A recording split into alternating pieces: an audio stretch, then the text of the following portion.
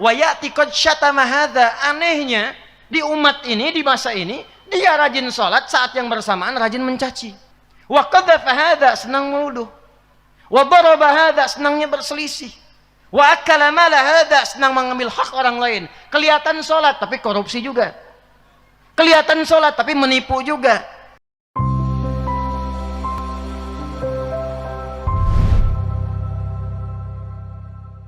Bapak Ibu sekalian, saya mau tanya sebentar.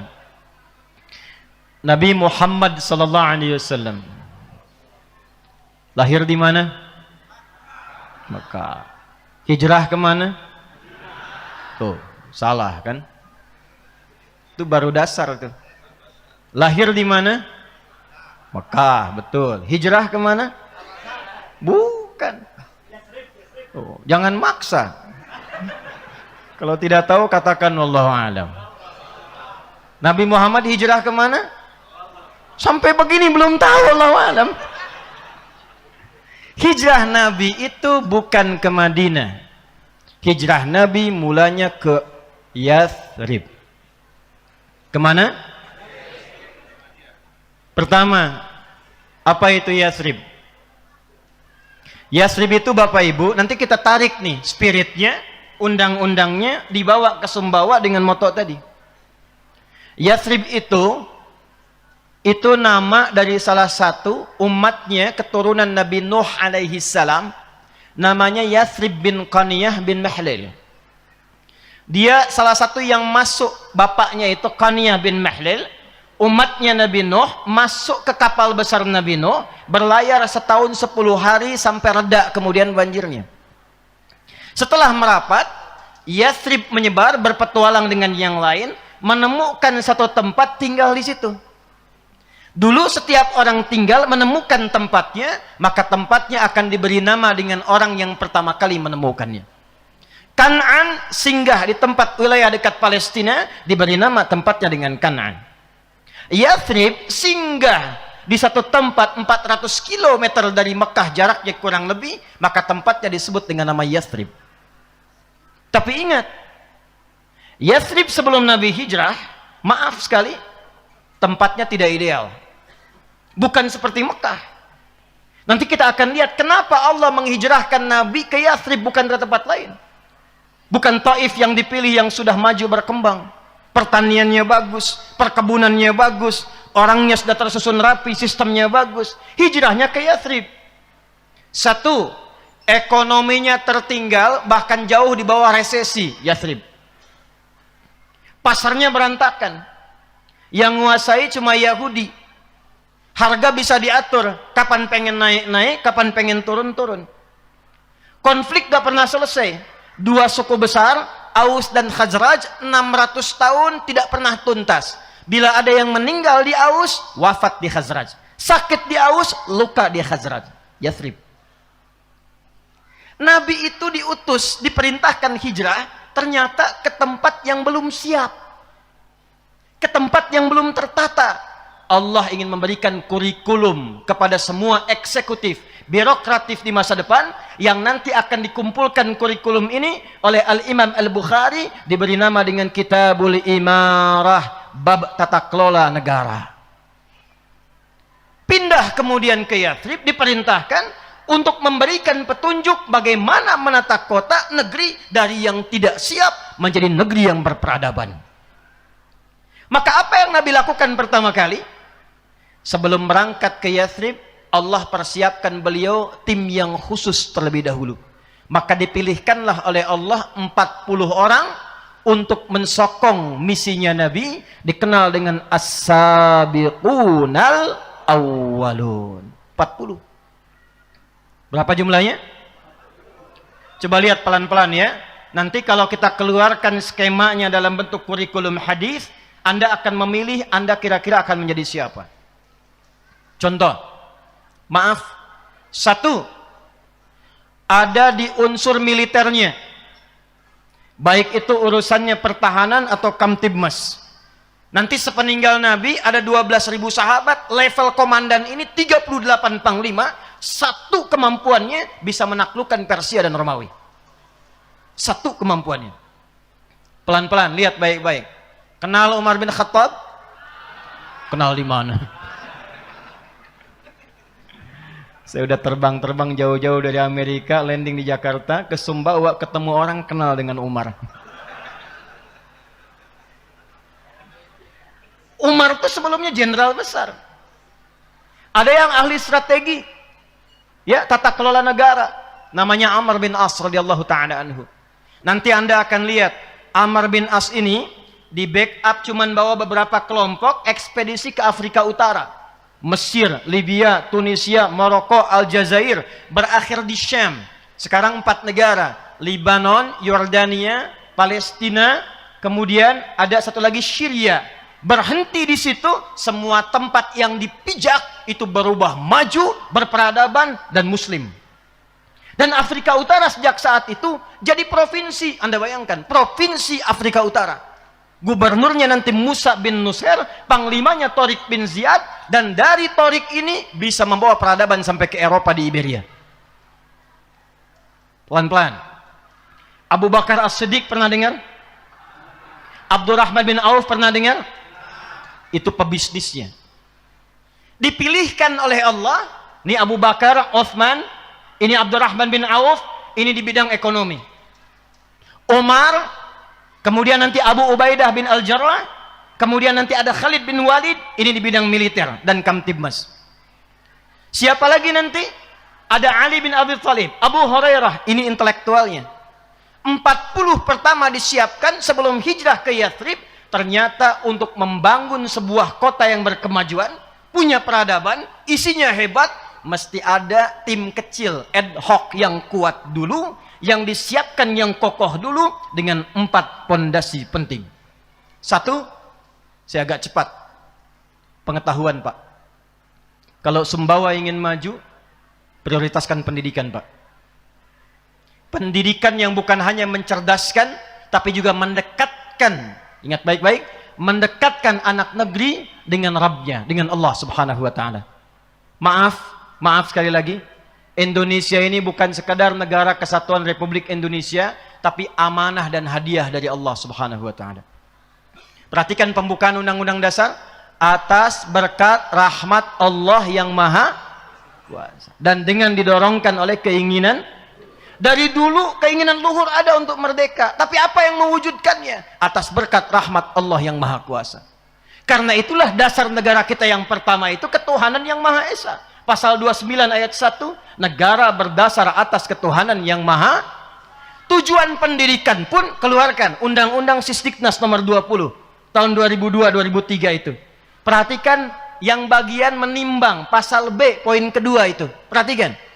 Undang-Undang Dasar tahun 1945 mengamanatkan kepada negara, pemerintah untuk, perhatikan baik-baik nih, menyelenggarakan satu sistem pendidikan yang meningkatkan ketakwaan dan keimanan kepada Tuhan yang Maha Esa.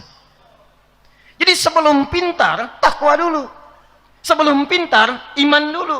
Sehingga ilmunya dibimbing oleh iman. Ketika dibimbing oleh iman, ilmunya membangun, tidak mencelakakan.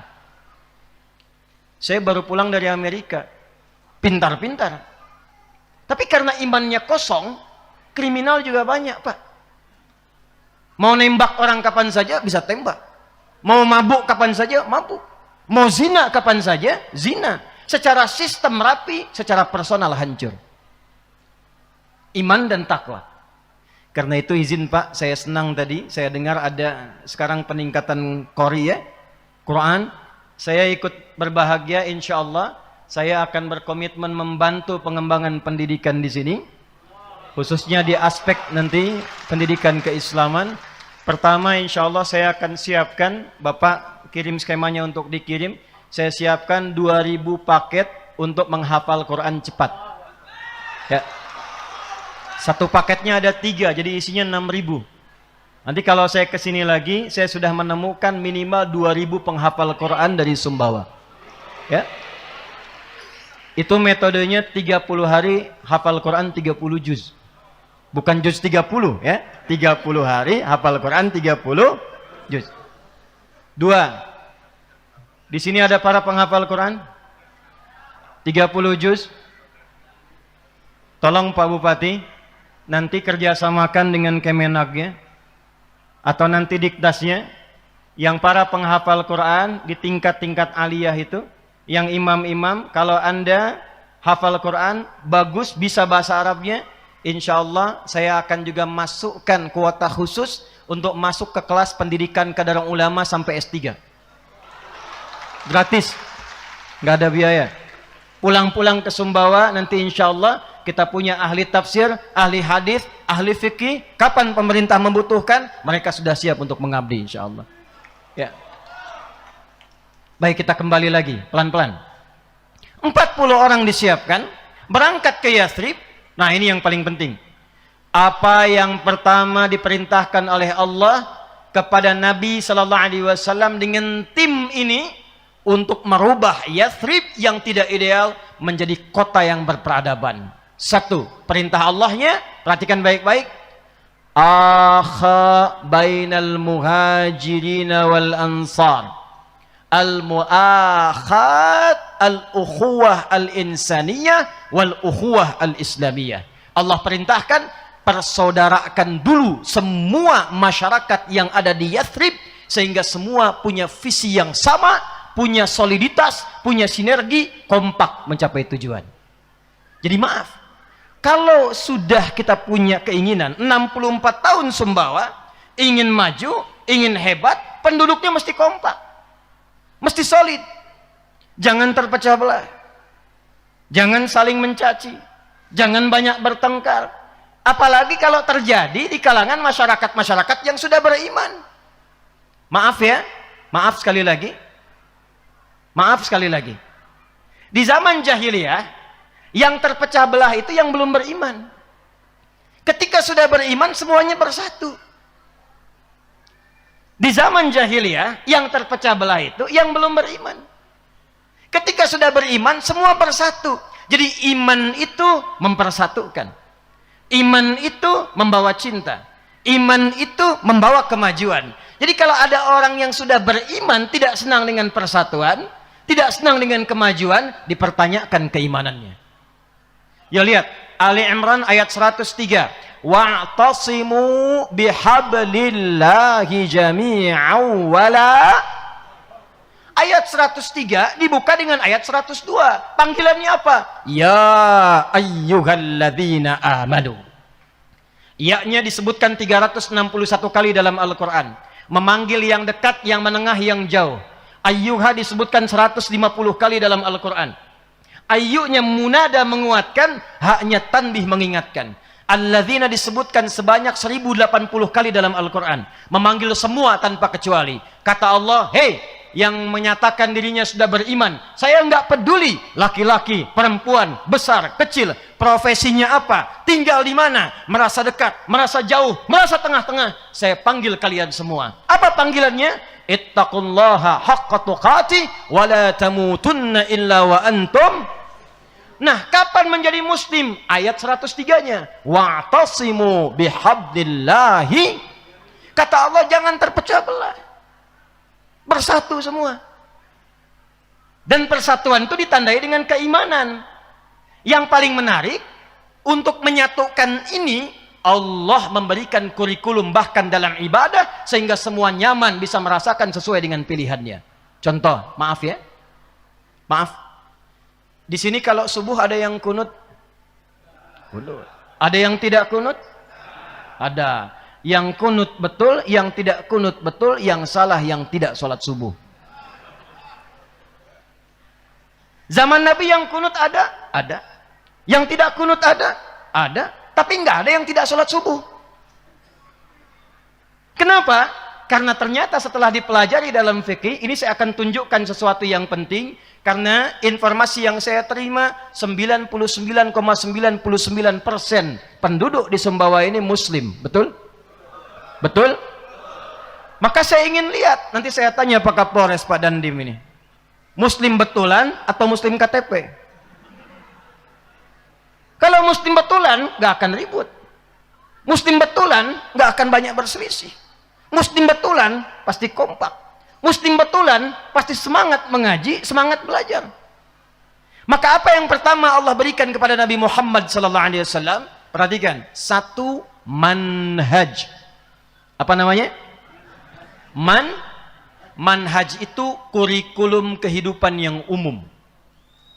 Dan disusun langsung oleh Allah, disampaikan lewat firman-Nya untuk diteruskan, diajarkan oleh Nabi Muhammad sallallahu alaihi wasallam. Masya Allah, ternyata manhaj itu disesuaikan oleh Allah sesuai dengan kemampuan hambanya.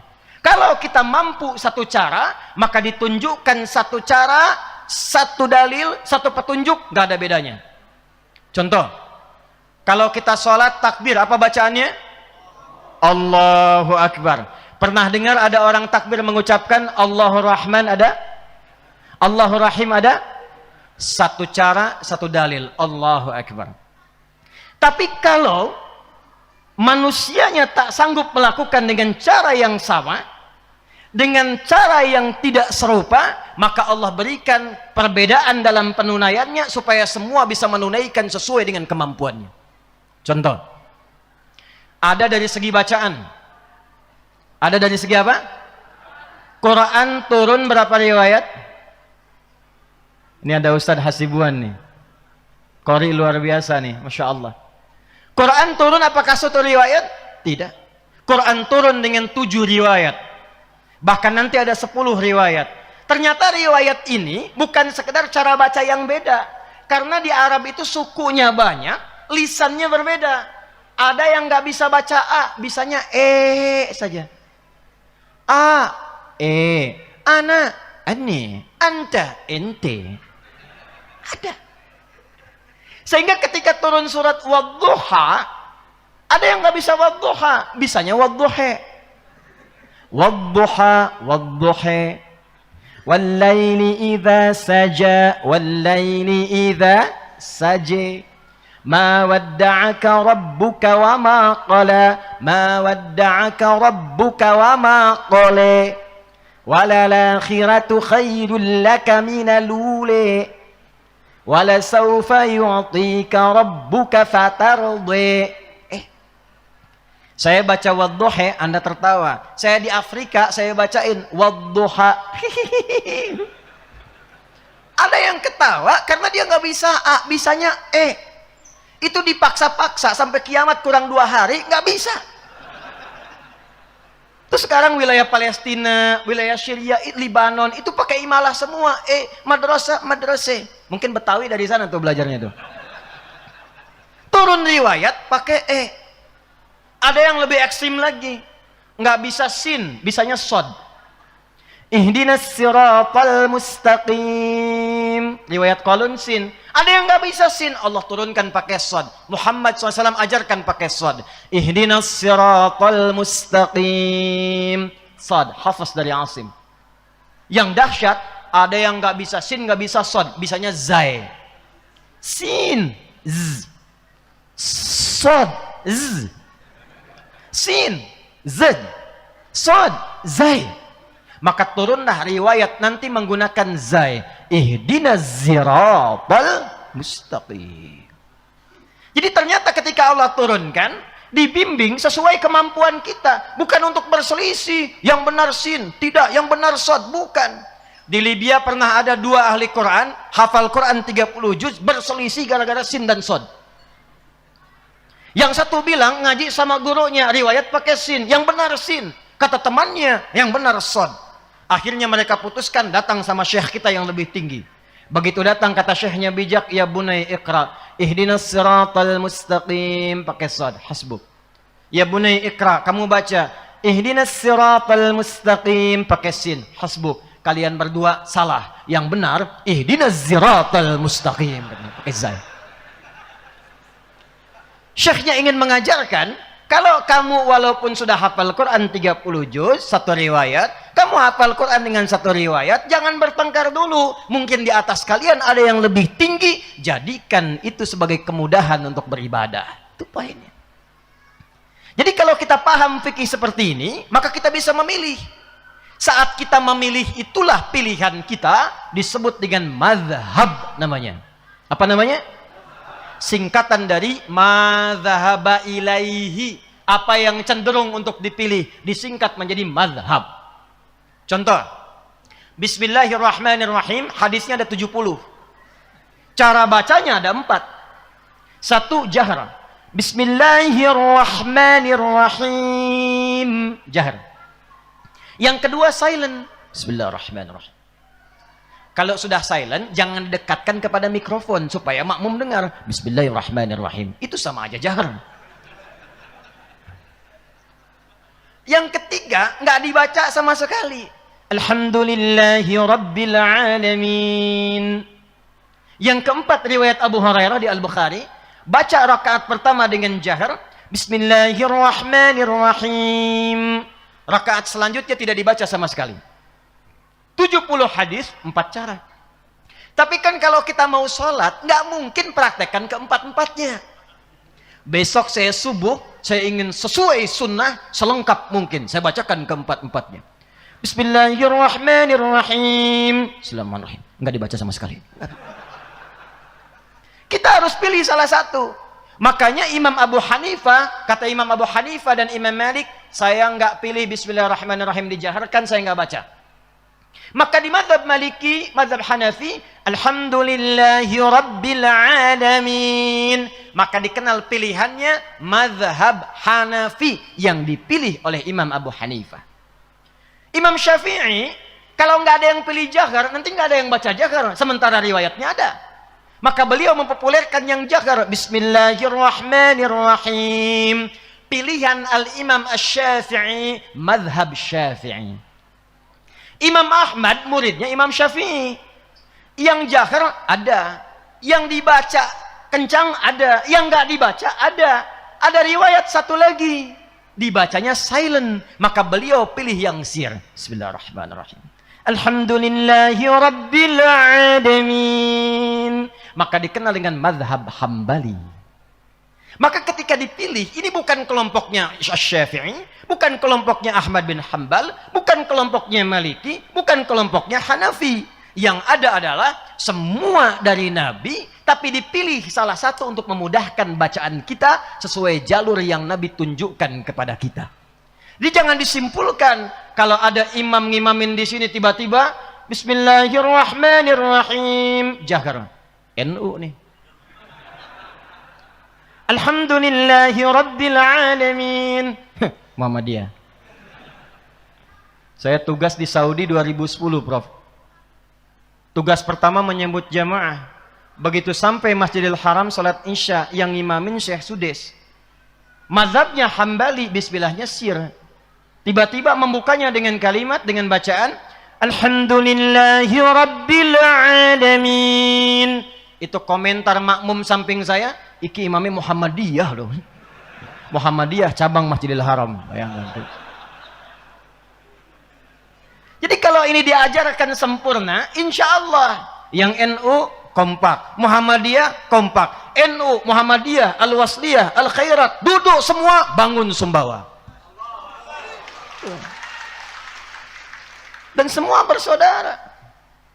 Nasab Al-Khairat Habaib, Wasliyah demikian. Kumpulnya 13 Jumadal Akhirah sama dengan bulan April 1905 di dekat wilayah Tanah Abang namanya, didirikan Jamiatul Khair. 1905 kedatangan seorang syekh besar namanya Syekh Ahmad Surkati. Sur artinya ahli, kati artinya kitab. Asalnya di Sudan, tinggal lama di Mekah. Diundang saat datang kemudian ke Nusantara, datang wilayah di Jakarta sekarang ini, maka kumpullah para tokoh-tokoh besar, termasuk 2 bersaudara. Di antara saudara itu ada yang bernama Muhammad Darwish. Muhammad Darwish nama asalnya. Nanti punya saudara jauh namanya Kiai Haji Muhammad Hashim bin Asy'ari. Dua-duanya itu saudara jauh, nasabnya nyambung di Sunan Giri. Ya, Kiai Haji Muhammad Hashim bin Asy'ari bin Abdul Wahid bin Abdul Halim, dikenal dengan Pangeran Benawa, bin Abdullah bin Abdurrahman, dikenal dengan yang paling menarik nanti nyambung ke Raden Ainul Yakin, ya. Dari Ainul Yakin sebelumnya Jakat Tingkir, anaknya siapa? Anaknya Sunan Giri. Di Sunan Giri ini nasab Kiai Haji Ahmad Dahlan bertemu, diazbatkan. Ya, Muhammad Darwis ngaji dengan Muhammad Hashim Asy'ari di Semarang dengan Kiai Haji Soleh Darat, berangkat kemudian ke Mekah, berguru di guru yang sama Syekh Ahmad Khatib Al-Minangkabawi, pulang ke tanah air ganti nama jadi Ahmad Dahlan bin Kiai Haji Abu Bakar bin Kiai Ilyas bin Kiai Sulaiman bin Temang Jurang Juru Kapindo bin Temang Jurang Juru Sapisan bin Kiai Gerbak 1, Gerbak 2, Gerbak 3 bin siapa Azmaskan, nyambung di siapa Maulana Ishak, ayahnya Sunan Giri, nyambung di satu nasab itu.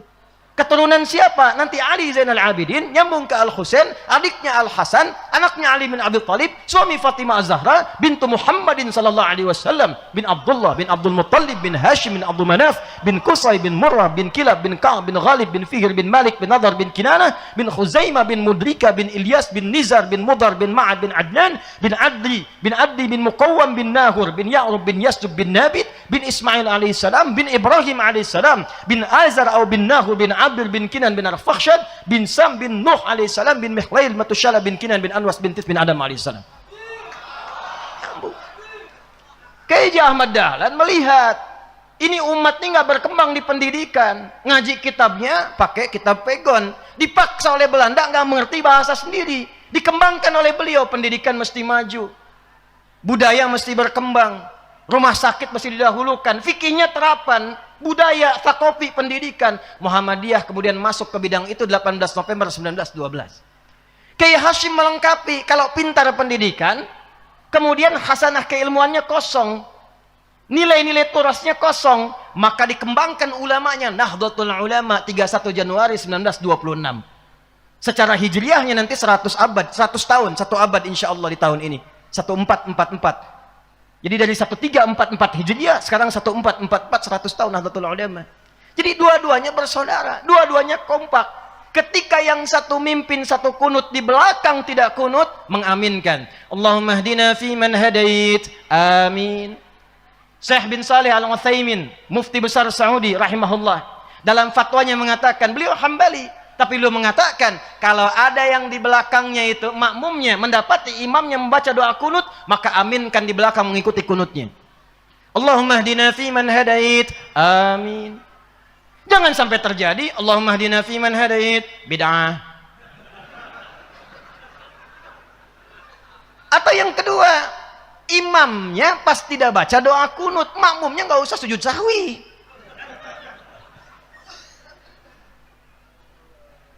Kalau kita pelajari ini, mukminnya kompak, fikihnya terbuka, enak kemudian kita belajarnya, maka mudah pesawatnya terbang. Tinggal tenaga dikuatkan, di atasnya lebih tenang. Itu yang bacaan. Masih ada waktu? 2. Gerakan nih. Contoh gerakan. Kalau dari i'tidal sami Allahu liman hamidah rabbana walakal hamd. Turun mau sujud, pakai telapak tangan atau lutut dulu? Yang pakai lutut angkat tangan. Lutut. Yang telapak tangan. Nah, sisanya pakai kepala duluan. Tugas ulama di MUI, di Kemenak, di tokoh-tokoh ormas menerangkan yang pakai lutut kenapa, yang pakai telapak tangan kenapa, supaya paham. Sebab saya baru mendarat dari Tripoli, ngajar di Bekasi, suami istri nggak tegur sapa gara-gara lutut dan telapak tangan. Ini nyata Pak Bupati. Suami pulang, Bekasi kan penyangga Jakarta, macet. Nyampe rumah nggak kejar ke masjid, sholatnya di rumah, kelihatan oleh istri. Allahu Akbar. Begitu turun, rupanya istri ngaji di pengajian A, suami pengajian B. Begitu turun dari i'tidal ke sujud, yang turun lutut duluan. Istri melihat dengan pandangan yang heran. Begitu salam, tanpa muqaddimah. Ini salahnya. Tanpa muqaddimah. Sedangkan suami status pemimpin, ar-rijalu qawwamuna 'alan. Apa ciri khas pemimpin? Ciri khas pemimpin apa? Ciri khas pemimpin tidak ingin dipimpin. Menerima masukan, tidak menerima saran. Ini masuk tanpa muqaddimah mengatakan, papa tadi sholatnya salah. Hah? Di mana salahnya, Mak? Harusnya waktu sujud yang turun telapak tangan dulu, bukan lutut. Pemimpin defense, dipersalahkan langsung. Kata suami, mama yang nggak baca hadisnya. Padahal dua-duanya nggak baca. Itu dari pulang kerja, udah penat di pekerjaan, ketemu macet, pulang ke rumah, terjadi perbedaan cuma masalah tangan dan lutut, nggak sapaan semalaman, bayangin. Besoknya datang ke kami untuk bertanya, masih senggang kita masih bisa terima ngobrol-ngobrol. Begitu saya jelaskan, kenapa Pak Ibu? Saya bilang, Pak, Ibu, yang Bapak pakai lutut, itu ada di kitab Sunan Abu Daud, nomor hadis 838. Ini kitabnya, paling kanan sebelah bawah. Rawinya Wa'il bin Hujur. Ibu yang pakai telapak tangan, cuman beda 2 nomor, Bu. Nomor hadis 840. Nih paling kiri sebelah atas, rawinya Abu Hurairah. Oh, gitu toh Pak Ustadz. Tapi pertanyaannya begini, kenapa di hadis itu dicontohkan 2 dan redaksinya unik? Idza sajadta fala tasjud kama yabrukul ibil. Faliyadha rukbataika qabla yadaik. Kalau engkau mau sujud, jangan sujud seperti duduknya unta. Dahulukan lututmu sebelum telapak tanganmu. Itu riwayat Wa'il yang bin Hujur radhiyallahu taala anhu. Riwayat Abu Hurairah, idza sajadta aw kama qala Rasulullah sallallahu alaihi wasallam, fala tasjud kama yabrukul ba'ir. Faliyadha yadaika qabla rukbataik. Kalau engkau sujud, jangan sujud seperti duduknya unta. Dahulukan telapak tanganmu sebelum lututmu. Kalau Anda ngajinya hanya versi terjemah, yang belajar tasrifnya adalah tabayatubu yutuban, fasbakayu fasbiku Facebookan, tarjamayu tarjimu terjemahan, itu pasti potensi akan khilaf. Yang benar telapak tangan, yang benar lututnya, mana yang benar di antara itu? Ternyata Allahu Akbar, rahasianya, afala yanzuruna ilal ibili kaifa. Kenapa ibil? Kata Quran, hei, kenapa enggak riset unta? Disebutkan ibil. Untanya Nabi Soleh, hatta naqatallahi wa suq, ya, fakadzabuhu fa'a. Kenapa naqah? Hatta yalijal jamalu fis sammil khiyat. Kenapa jamal? Kenapa ba'ir? Maka saya temukan rahasia itu ketika mengajar di Tripoli. Saya punya komunitas tafsir. Ini bisa ditiru nih di Sumbawa nih. Jadi kami mengeluarkan hewan di Quran untuk diriset. Prakteknya di kebun binatang. Jadi ada kelompok kera, kelompok unta, kelompok gajah, dan beberapa kelompok yang lain. Kenapa Yahudi dikutuk jadi kera? Itu ada hikmahnya nanti. Kenapa bukan tikus? Nanti ada hikmahnya. Saya langsung masuk ke unta saja. Ternyata kalau ibil itu unta umum tanpa tunggangan. Dan ketika diriset, unta itu ternyata, saya tanya dulu nih, unta punya berapa kaki? Baik, saya ulangi, berapa kaki? Salah. Unta punya 2 kaki. Yang depan itu tangannya, yang belakang kakinya. Betul, ini yang bicara pawang unta. Begitu kami tanya, kan unta itu 2 kakinya, 2 tangannya. Yang depan itu tangannya, belakang kakinya.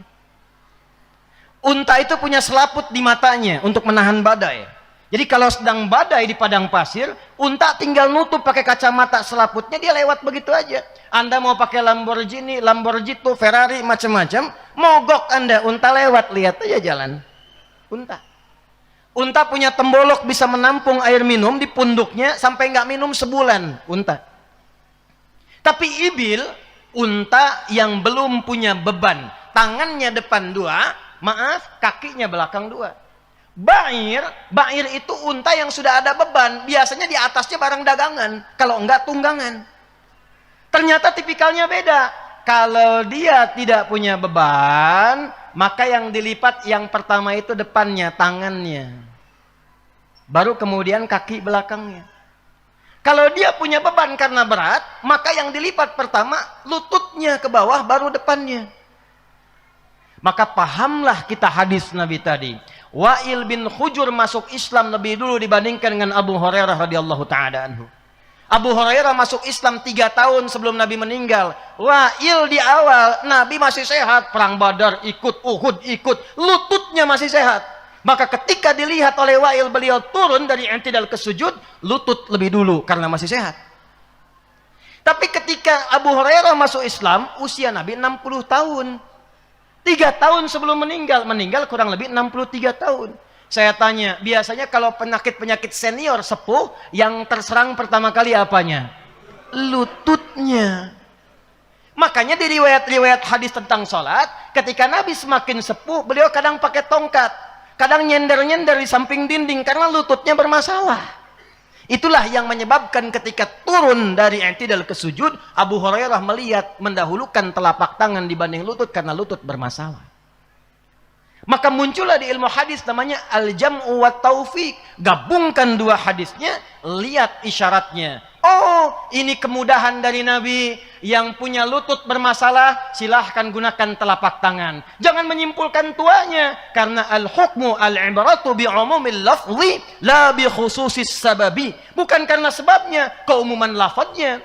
Jadi jangan iseng-iseng. Di sini ada anak muda, begitu turun, dia i'tidal ke sujud, dia dahulukan telapak tangannya. Anda katakan, tua dia.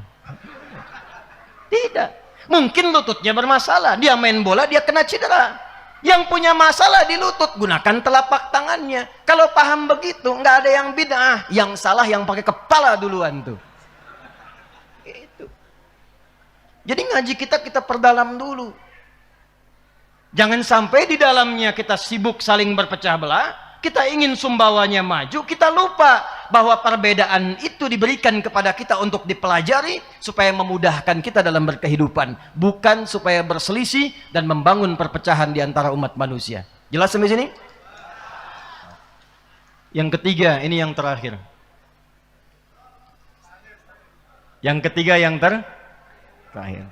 Baik, pelan-pelan, lihat sini, fokus. Di Sumbawa ini ada non-muslimnya tidak?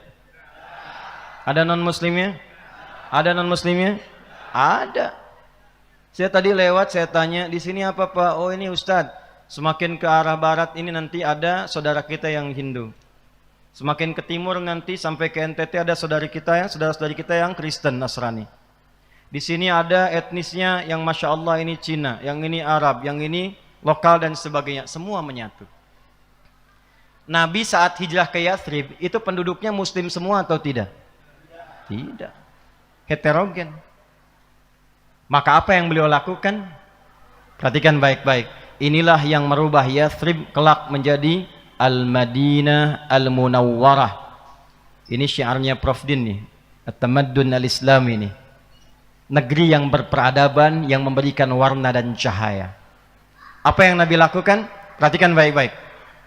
Nabi mempersatukan semuanya dalam satu kesepakatan visi dan misi serta tujuan membangun satu negeri yang memuliakan dan menyejahterakan untuk keseluruhannya. Maka sekalipun kita duduk tinggal di Sumbawa, kita menyatu dalam konteks keindonesiaan, enggak semuanya muslim. Dudukan dengan satu tujuan yang sama, cita-cita yang sama, jaga yang prinsip toleransinya. Toleransi yang prinsip itu adalah saling membiarkan, menunaikan dengan kelapangan tanpa mengganggu, bukan ikut-ikutan. Contoh di akidah misalnya, maaf, yang muslim silahkan sholat di masjid, adzan di masjid. Yang Kristen silahkan ibadah di gereja. Jangan yang muslim adzan di gereja, nggak nyambung. Sholawatannya silahkan di masjid, tapi toleransi kehidupan sosialnya disepakati. Ada yang sakit, jangan lihat apakah muslim atau non muslim, jenguk. Pernah dengar hadis ini? Siapa yang masak makanan, baunya sampai ke tetangga, maka bagilah tetangga itu walaupun cuma kuahnya. Masya Allah, hafal bagian akhirnya. Jadi Anda masak sop Sumbawa yang terkenal enaknya itu. Kemudian ada kuahnya, Anda makan kambingnya, Anda bagi kuahnya ke tetangga. Tetangga tanya, kenapa Pak Bupati saya dikasih kuahnya saja? Hadis Nabi. Memahaminya bukan begitu. Nabi itu jauh sekali berpikirnya. Walaupun Anda masak kuah, jangan salah persepsi ke tetangga. Sekarang bumbu banyak. Bumbu opor ada, opor ayam, rendang ada. Tapi opor tuh bumbunya isinya tempe. Jangan sampai bumbu opor ayam isi tempe, nyebar bau ke tetangga. Dikira Anda masak opor ayam, ternyata tempe. Bagi. Sekarang musimnya musim share tuh. Hati-hati yang bikin status, yang punya rumah makan tuh ya. Tapi pertanyaan saya bukan itu. Pertanyaan saya, apakah hadis itu mengatakan kalau tetangga Anda muslim saja? Ada begitu? Tidak. Hadisnya universal. Mungkin tetangga Anda itu non muslim, Kanan Anda Hindu, kiri Anda ada yang Kristen. Anda masak makanan, baunya nyampe, bagi. Jangan dilewatin. Yang Muslim dikirimin, yang Hindu, yang Kristen nggak dikasih. Dia tanya, kayaknya enak ya opornya. Emang enak sih, cuman sayang Anda kafir. Gak begitu. Bagi.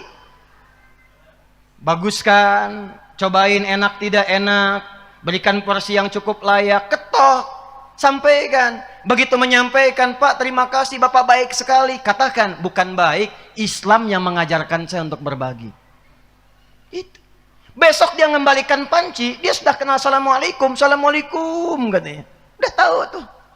Terima kasih Pak, enak sekali. Cuman saya mau tanya aja, hari ini Islam mengajarkan berbagi lagi tidak? Udah kenal tuh kalimat kebaikan. Coba saya tes hadis yang lain. Kalau Anda punya tanaman tumbuh, buahnya sampai ke tempat tetangga, itu milik siapa buahnya? Milik bersama. Awas tuh, ayo, ulama kita tuh. Milik bersama, hakun mustarak itu. Jangan sampai tetangga Anda cuma ngelihat buahnya, kedapatan sampahnya, yang nikmati buahnya Anda. Sebelum buahnya menguning, maka sampaikan kepada tetangga, maaf Pak, Ibu, ini pohon mangga. Iya tahu, punya Bapak kan? Iya betul. Tapi buahnya kebagian Ibu. Nanti kalau sudah Ibu pengen, gak usah minta saya, ambil aja, itu hak Ibu juga. Ketentuan dari mana itu? Nabi Muhammad mengajarkan supaya ibu yang mendapati bagiannya jangan sampai mendapatkan sampahnya saja. Kenalkan Nabi Muhammad. Oh begitu Pak hukumnya? Iya, indah ya Masya Allah. Cuman sialnya besoknya ayam kita main ke tempat dia. Dan dia belum tahu hukum ayam beda sama tanaman. Maghribnya dikirimi kita opor ayam. Masya Allah. Jadi saya berharap insya Allah 64 tahun Sumbawa rukun, insya Allah maju, iman dan takwa soleh insya Allah, kompak ya. Dan saya tutup dengan hadis Nabi di hadis Muslim jilid pertama syarah Sahih Muslim Imam An-Nawawi dari 9 jilid pertama hadis nomor 11 sampai 12 paling kanan di pertengahan. Haddatsana qala Rasulullah sallallahu alaihi wasallam atau kama qala sayati alaikum zamanun aw unasun, akan tiba satu masa kalian akan dapati beragam manusia orang-orang. Di antara mereka yuhadditsunakum bima lam tasma'uhu aw wa la yasma'unahu aba'ukum. Kalian akan dengar mereka memberikan ceramah, pengajian atau bahkan doktrin yang kata Nabi kalian dengarnya aneh. Jangankan kalian, orang-orang dulu pun kalau dengar itu akan ikutan aneh juga. Jadi Abu Jahal Abu Jahalnya itu kalau dengar kata-kata demikian ikutan aneh juga. Kok bisa ya? Kata Nabi, iyyakum wa iyyahum, waspadalah. Contoh, saya agak cepat. Kenal Abu Jahal? Ayo kenal. Abu Jahal dan beberapa gengnya itu datang ke Nabi sallallahu alaihi wasallam sebagian utusan satu malam menyampaikan begini kurang lebih, ya Muhammad sallallahu alaihi wasallam, ikhtalafna, kita memang beda, tapi jangan sampai perbedaan ini menjadikan kita berselisih. Udah gini aja, maaf, malam ini kami nyembah Tuhan kamu, besok kamu nyembah Tuhan kita gantian aja katanya. Maka turunlah satu ayat, bahkan satu surah yang itu menjadi legasi tertinggi toleransi dalam berakidah. Qul ya ayyuhal la a'budu ma, sampai ujungnya lakum dinukum. Tuh. Untukmu agamamu, untukku silahkan yakini apa yang Anda yakini, kami mengerjakan apa yang kami yakini. Jangan saling mengganggu. Kalau ingin kenal silahkan tanya, kami terangkan. Kita saling menghormati. Toleransi tertinggi. Tapi Abu Jahalnya dia mengatakan kita memang beda. Tahu perbedaan. Orang sekarang ada yang mengatakan semua agama sama, menuju Tuhan yang sama, cuman caranya beda-beda. Abu Jahalnya tidak pernah mengatakan itu. Makanya kata Nabi, hati-hati, nanti semakin maju berkembang semakin banyak yang aneh-aneh. Dan di antara yang paling aneh puncaknya hadis Muslim dari Abu Hurairah radhiyallahu taala anhu. Saya tutup, atadrunal muflis, kata Nabi, tahukah kalian orang yang bangkrut di hari kiamat? Qalu, sahabat berkata, al-muflisu minna ya Rasulullah, al-muflisu fina ma la dirham lahu wa la mata'. Menurut kami yang tak punya uang sesen pun, tak ada aset sedikit pun. Perhatikan, secara ekonomi rogis. Tapi kata Nabi, al-muflisu min ummati, ada orang akan bangkrut di akhirat, dia mengaku umatku. Nabi tidak mengatakan umatnya Musa, umatnya Isa, umatku, ngaku umatnya Rasulullah. Ya'ti yaumal qiyamati bi salatin, dia datang di hari kiamat dengan bekal-bekal pahala salat yang banyak dia kerjakan di dunia. Nakirah itu banyak, disalatin, rajin salat, meningkat salatnya. Wasyamin, rajin puasa. Wa zakatin, sebagian bahkan senang zakat, sedekah. Cuman sayang, wa ya'ti qad syatama hadza, anehnya di umat ini, di masa ini, dia rajin salat, saat yang bersamaan rajin mencaci. Wa qadhafa hadza, senang menuduh. Wa daraba hadza, senangnya berselisih. Wa akala mala hadza, senang mengambil hak orang lain. Kelihatan salat tapi korupsi juga. Kelihatan salat tapi menipu juga. Puncaknya wasafaka dama hadza, ada yang akan merekayasa pertumpahan darah dan menyebutkan nama Allah di dalamnya. Allahu Akbar, tembak. Allahu Akbar, bom. Hati-hati. Dan membawa nama Islam, membawa nama Allah. Hati-hati. Awas ya, kalau ada yang doktrin-doktrin begitu, hati-hati tuh. Kata Nabi, iyyakum wa iyyahum, tinggalkan, tinggalkan. Waspadalah, waspadalah. Itu bahaya. Saya izin Pak Kapolres ya. Prof, ini saya waktu di Lampung dulu, kejadian bom di Jalan Tamrin tuh meledak, duar. Saya di Lampung. Itu pertanyaan jemaah dalam sesi tanya jawab, polos sekali bertanya, tapi penting. Ustadz, apakah bom di Jalan Tamrin termasuk jihad fisabilillah? Saya bilang, Pak, sependek pengetahuan saya, jihad fisabilillah itu jihad di jalan Allah, bukan di Jalan Tamrin.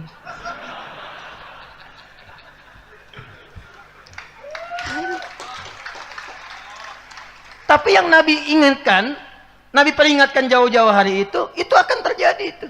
Kalau disebut lafadznya umum, itu berpotensi terjadi di beberapa masa. Hati-hati, kalau ada yang begitu, dia sholat, senang berselisih, sholat, senang berkelahi, tu'khadhu hadha min hasanati wa hadha min hasanati. Diambil pahala sholatnya, diberikan kepada orang yang dituduhnya itu. Diambil pahala zakatnya, diberikan kepada orang yang difitnahnya itu. Diambil pahala puasanya, diberikan pada orang dizalimi itu, ditransfer otomatis. Fa in faniyat hasanatuhu, kalau habis kebaikannya, maka diambil dosa orang dizalimi itu, ditimpakan kepadanya, faturiha finnar. Maka kita bermohon kepada Allah, kita akhiri dengan doa, mudah-mudahan insyaallah Sumbawa pada khususnya, NTB dan Indonesia pada umumnya diberkahi oleh Allah Subhanahu wa taala, pemimpin-pemimpinnya dibimbing mendapatkan hidayah supaya mereka memahami bahwa di akhirat akan dihisab, sehingga insyaallah membuat kebijakan yang benar. Ulamanya dijaga, diikhlaskan, umatnya kompak dan dijadikan baldatun thayyibatun wa rabbun ghafur.